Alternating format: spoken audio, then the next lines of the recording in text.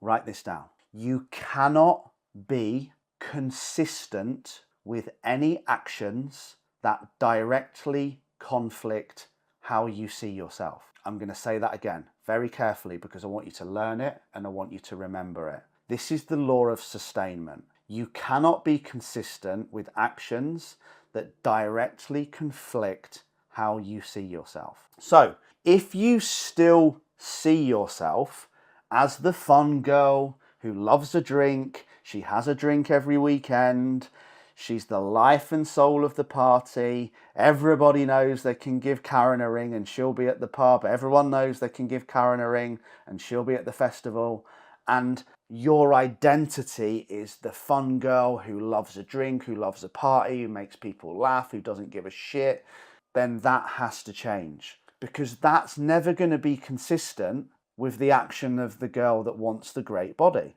So you can't see yourself as the party girl and yet have the fitness model body. You have to see yourself as the fitness model, okay? The fitness model is the girl who loves the fitness model body. She respects her body, she nourishes it, she trains 6-7 times a week. You can't have both. But that's what the law of sustainment is. Your actions will never be consistent if the actions directly conflict with who you are and how you see yourself. Does that make sense?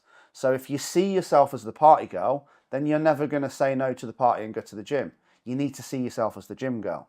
Same as in careers, right? If you see yourself as the safe 9-to-5er, then you're never going to sustain the actions needed to be a business owner. Now, why this happens is you've probably told yourself your entire life or been told by others that you are just the way you are, that everybody in your family has always been big. No, everyone in your family has always consumed too many calories and not eaten and not moved enough. Everyone in your families always consumed too many calories and not moved enough. You may have been told that rich people are evil. You may have been told by your parents in a moment of stress that money doesn't grow on trees, that nobody in your family has ever been successful. No one's ever been to university in our family. Good things don't happen to people like us. Or a line that I hate, and I see this all the time. Why do bad things happen to good people? They don't. Bad things just happen. They happen to everyone.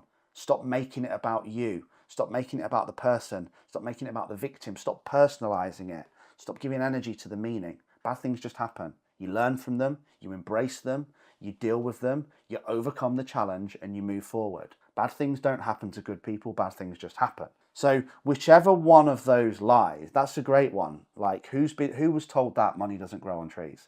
Everyone's heard that at some point.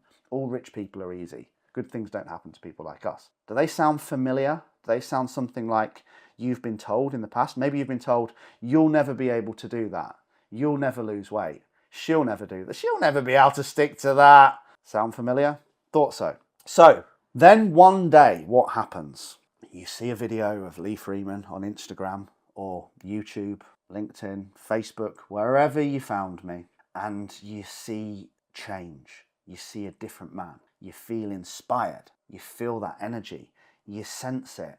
And you see a guy who had the worst possible start in life, who's had more adversity than most people will ever even come close to dealing with.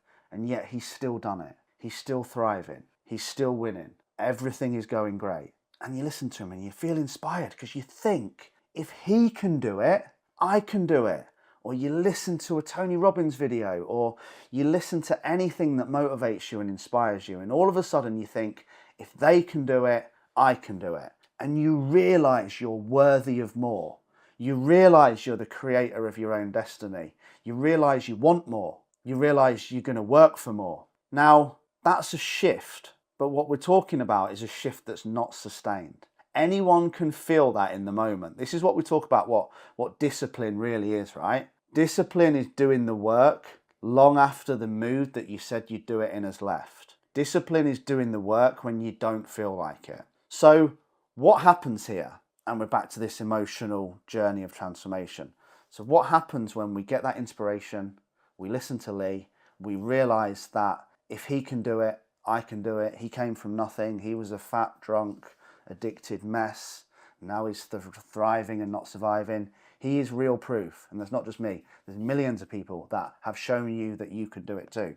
So you make the decision, right, let's fucking go. Signed up, paid my money, got my plan. In any area of life, or any area of life where you've decided that you're worthy of more and you're ready for change. And then after a few days, self-doubt creeps in, a bit of self-loathing comes back, stop believing in yourself. Probably your knobhead husband says something like, you're fine as you are. Or your friends say, oh, you look great as you are. Come on, let's go to the pub this weekend. Because that's what losers do. Losers like to keep you stuck.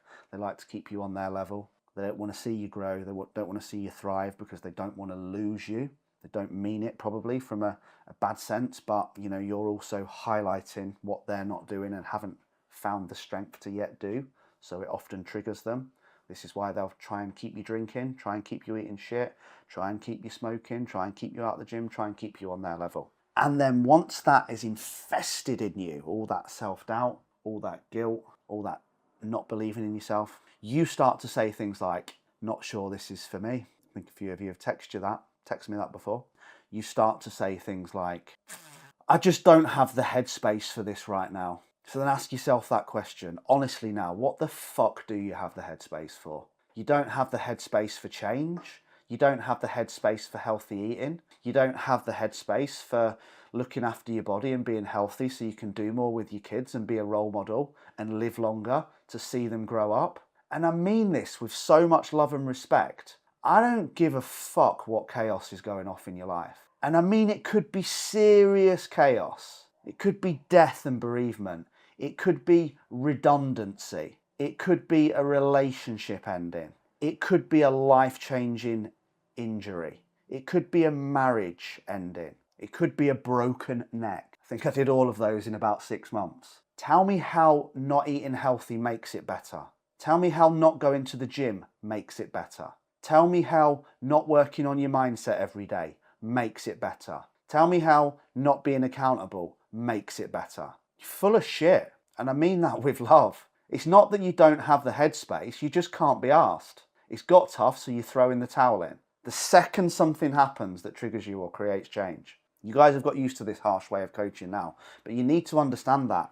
Like when my granddad died, as soon as I went down to my family's, I found a gym where I could pay for a week, and I went and bought my food, and I put all my food in the fridge. Some strange looks from my family. And I received a bit of backlash for it, but I stayed accountable. I still messaged my coach. I still did my check-in. Why?